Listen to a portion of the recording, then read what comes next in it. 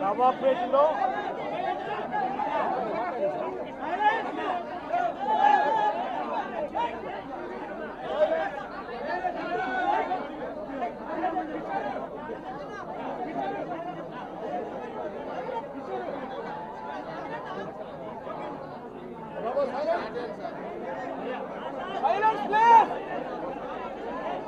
సర్వద్దు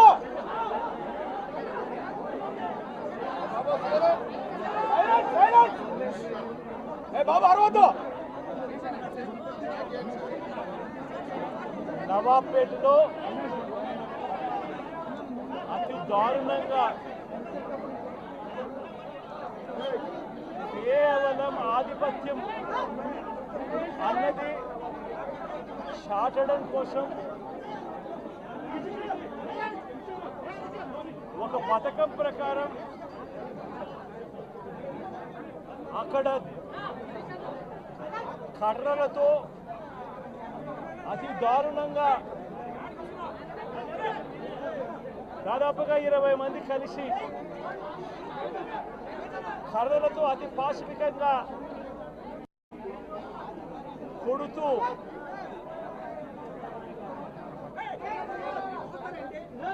చివరికి హాస్పిటలైజ్ అయి తీవ్రమైన దెబ్బలతో వాళ్ళు హాస్పిటల్లో ఉంటే ఏం సాధిస్తా ఉన్నారు చంద్రబాబు నాయుడు గారిని అడుగుతా ఉన్నాను. మీరు చేసే ఈ కిరాతకాలు, ఈ దారుణాలు వాళ్ళ ప్రజలు ఏమన్నా భయపడతారనుకుంటున్నారా? ఎవరు భయపడరు. ఇది ఇంకా కోపంగా మారుతుంది.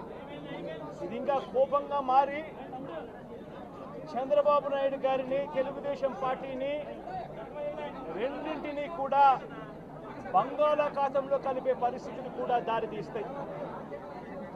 మామూలుగా ఒక కొత్త ప్రభుత్వం వస్తే ఆ ప్రభుత్వం మీద వ్యతిరేకత రావడానికి కాస్త కూస్త టైం పడుతుంది. కానీ మొట్టమొదటిసారిగా చూస్తూ ఉన్నాం చంద్రబాబు నాయుడు గారి మీద వ్యతిరేకత అన్నది చాలా ఫాస్ట్గా పెరిగిపోతూ ఉంది. నిజంగా ముఖ్యమంత్రిగా ఉన్న వ్యక్తి గవర్నెన్స్ మీద ఫోకస్ పెట్టాల్సింది పోయి ఏం చేస్తూ ఉన్నాడు అన్నది ఒక్కసారి తనను తాను ప్రశ్నించుకోవాలి అని అడుగుతా ఉన్నా. ఈరోజు రైతులకు సంబంధించి వ్యవసాయం పూర్తిగా ముమ్మరంగా సాగుతూ ఉన్న పరిస్థితుల్లో రైతులకు తాను హామీ ఇచ్చిన మేనిఫెస్టోలో తాను చెప్పిన హామీ రైతులకు 20,000 రూపాయలు పెట్టుబడి సహాయంగా ఇస్తానని చెప్పి రైతులకు ఎగరగొట్టేశాడు. ఇవ్వాల్సిన రైతు భరోసా సొమ్మును కూడా ఇవ్వకుండా, ఎక్కువ చేసి ఇస్తానన్న రైతు భరోసా సొమ్మును కూడా ఇవ్వకుండా రైతులకు మోసం చేశాడు. పిల్లలు బడులకు పోతా ఉన్నారు. ఎంతమంది పిల్లలు బడులకు పోతా ఉన్నారు అన్నది అందరికీ తెలిసిన లెక్కలే. ప్రతి సచివాలయంలోనూ ఎంప్లాయీస్ ఉన్నారు, మండల ఎడ్యుకేషన్ ఆఫీసర్లు ఉన్నారు. అయినా కూడా తల్లులను మోసం చేస్తూ అమ్మఒడి ఎగరగొట్టేశారు. ప్రతి పిల్లాడికి ఇస్తాను అని ఎన్నికలప్పుడు చెప్పిన హామీ నీకు 15,000, నీకు 15,000, నీకు 15,000, నీకు 15,000 అని చెప్పి ఆ ప్రతి పిల్లాడిని చూపించి ఇస్తాము అని చెప్పి ఆ పిల్లలను మోసం చేశారు. ప్రతి అక్క చెల్లెమ్మలను మోసం చేశారు.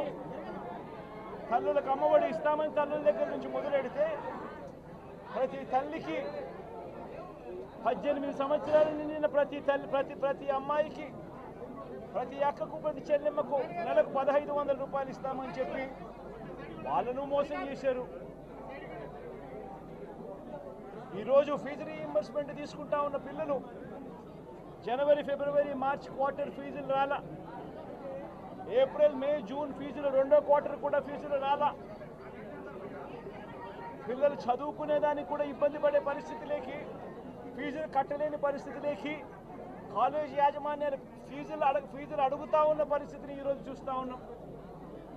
పిల్లలకు వసతి దీవెన ఎగరగొట్టేశారు. అక్క చెల్లెమ్మలకు సున్నా వడ్డీ కూడా రావాల్సిన సున్నా వడ్డీ కూడా మామూలుగా ఏప్రిల్లో రావాల్సింది అది ఎగరగొట్టేశారు. ఇవన్నీ కూడా వైఎస్ఆర్ కాంగ్రెస్ పార్టీ ఉన్నప్పుడు, జగన్ ముఖ్యమంత్రిగా ఉన్నప్పుడు క్రమం తప్పకుండా క్యాలెండర్ ఇచ్చి ప్రతి ఒక్కరిని కూడా ఆదుకుంటూ వస్తూ ఉన్న పరిస్థితి.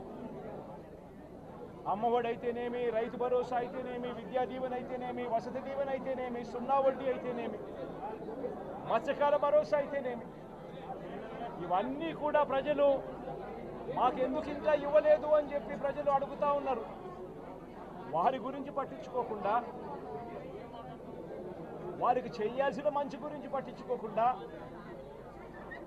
స్కూళ్ళను నిర్వీర్యం చేస్తూ, చదువులను నిర్వీర్యం చేస్తూ, హాస్పిటల్ని నిర్వీర్యం చేస్తూ, చివరికి ఏ ఒక్కరూ కూడా మిమ్మల్ని ప్రశ్నించకూడదు అని, ఏ ఒక్కరూ కూడా రోడ్లెక్కకూడదు అని ఈ మాదిరిగా భయాందోళనను క్రియేట్ చేయాలనే ఉద్దేశంతో గ్రామ స్థాయి నుంచి మొదలెడితే ప్రతి ఒక్కరికి కూడా మీ కక్షలు, మీ కార్పణ్యాలు మీరు తీర్చుకోండి అని చెప్పి గ్రీన్ సిగ్నల్ ఇస్తూ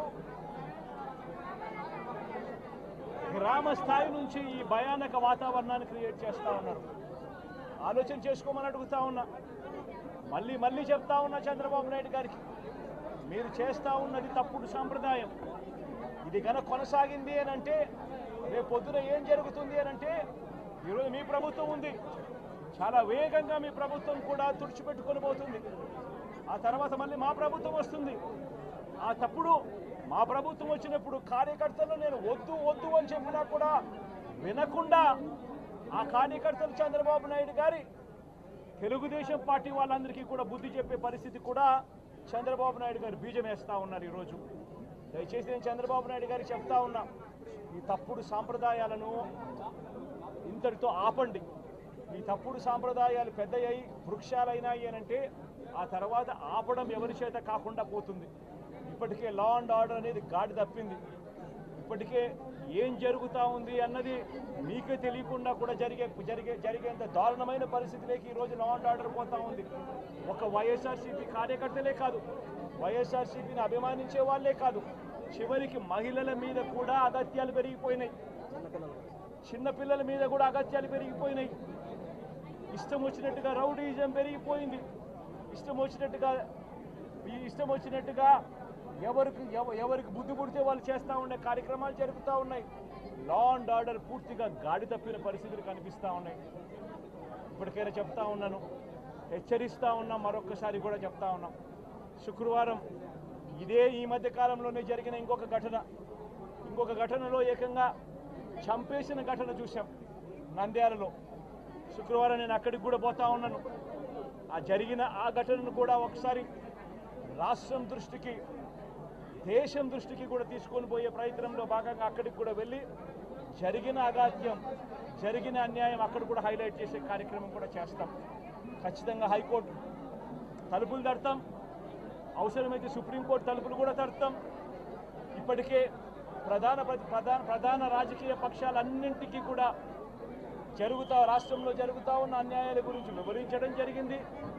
ఇక హైకోర్టు, సుప్రీంకోర్టు గడపలు కూడా గట్టిగా వాళ్ళ తలుపులు కూడా కొట్టే కార్యక్రమాలు గట్టిగా చేస్తాం.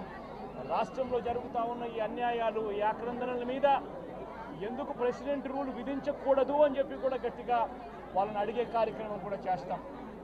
గవర్నర్ గారిని కూడా ఈ విషయంలో కలగజేసుకోవాల్సిన అవసరం ఉంది అని చెప్పి కూడా గవర్నర్ గారిని కూడా ఈ సందర్భంగా విన్నపిస్తూ ఉన్నాం. ఇవన్నీ కనీసం మీరన్నా సుప్రీంకోర్టు జడ్జిగా పనిచేశారు, కనీసం మీ సమక్షంలో మీరు ఉండగానే ఇవన్నీ ఈ రాష్ట్రంలో జరుగుతూ ఉన్నాయి.